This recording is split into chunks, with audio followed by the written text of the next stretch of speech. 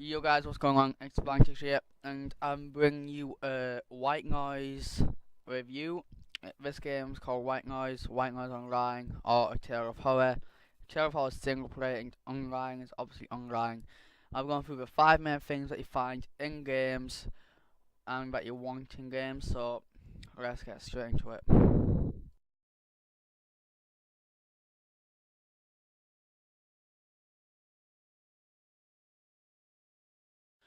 So, for the first thing you'll find in a horror game is how scary it is. White noise, if you're playing by yourself in a dark room, sound turned up, then it can be quite scary. I mean, there's some parts in it where it gets boring until you find it, and once the person finds you, it definitely makes you jump. So the scariness rating, I'll give it out 5. It's probably is gonna be about 4, and I will give it a 5, but it just doesn't have that jump scare. It gets super repetitive, and once you've done it enough, like if you play through it for about, I don't know, play it for about 15 minutes straight, then you know exactly what's gonna happen, and it's not scary anymore. So that's why I rate this a 4.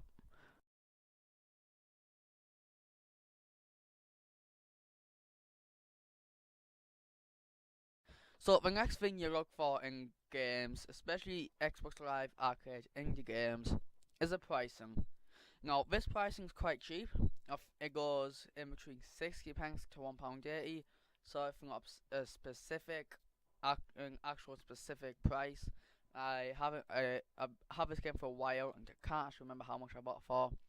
It's not that expensive, though. It's a very cheap game, and if you get all your friends involved, then it is a very fun game too.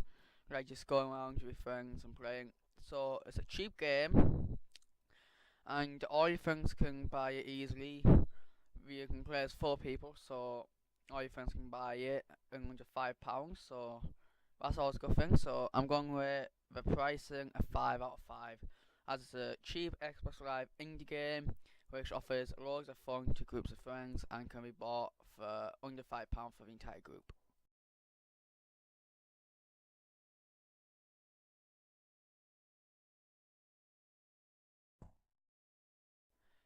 Number 3, the third thing you want to find in a game is especially a horror game, is how you can interact with your friends. Now in this game, like I said in the last point, you can interact with your friends for a cheap price, and you have loads of fun. And if one of your friends die, you don't, the game doesn't end. Instead, they'll come back as a ghost, and the ghost can help you guide through. However, they cannot see the monster or the enemy that's trying to get you.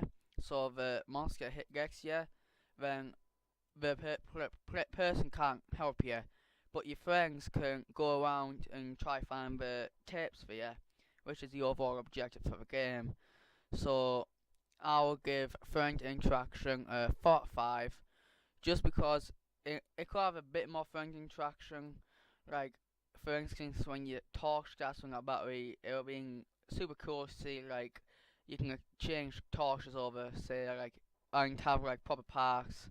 So, one person's leading the group, and you know that, and he's obviously wrong with a torch, so we can swap torches around, then that'll be super cool to see. So I rate the interaction with friends 4 out of 5.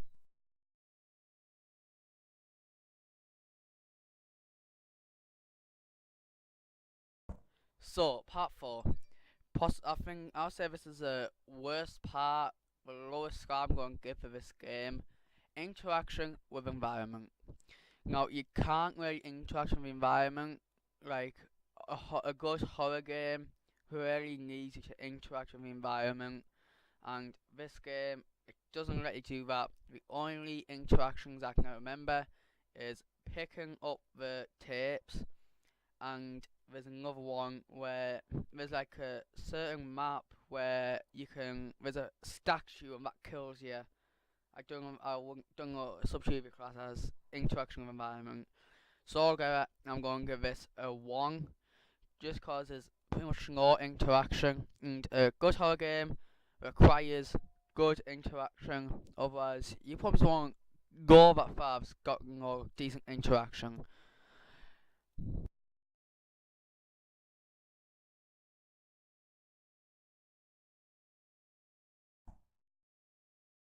So the final part, music in a horror game.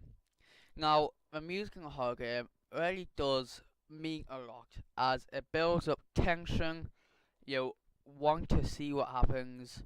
It emphasizes the situation you're in and makes you more aware, and it makes you play a lot more cautious.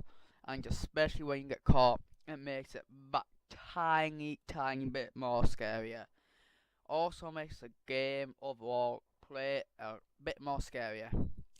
This game, to get to a point where that actually happens, you need to collect at least 5 of the tape records. For that reason alone, I'm going to lower the rating from 4 to 3. Just because in horror game, you really want the music to start as soon as possible so the player gets grabbed in more so he's not getting bored, so he's not wanting to leave his controller or mouse and keyboard anytime soon. So overall, I rate this a 3 out of 5. If the music starts soon, like at 3 tapes, then I will give it a 4. Well, it starts at around 5 tapes, so I'm only giving it a 3.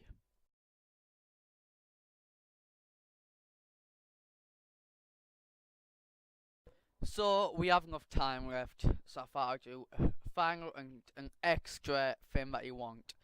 Horror games aren't always about story, but this has a sort of a story.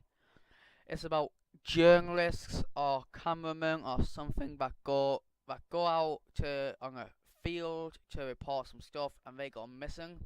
So you're a group of people trying to go find them. Now, here's a spoiler alert. So if you don't want to watch anymore because of spoilers, then don't watch anymore. But when you get to the end, you actually turn into the monster yourself. You become the monster. So, and also the audio tapes, if I might reveal sort of a storyline, I've never really focused on it. I've only beat the game once with a couple of friends, so there's my extra. Hope you enjoy this. This is something new on my channel. I haven't done it before. Anyway, guys, see you later.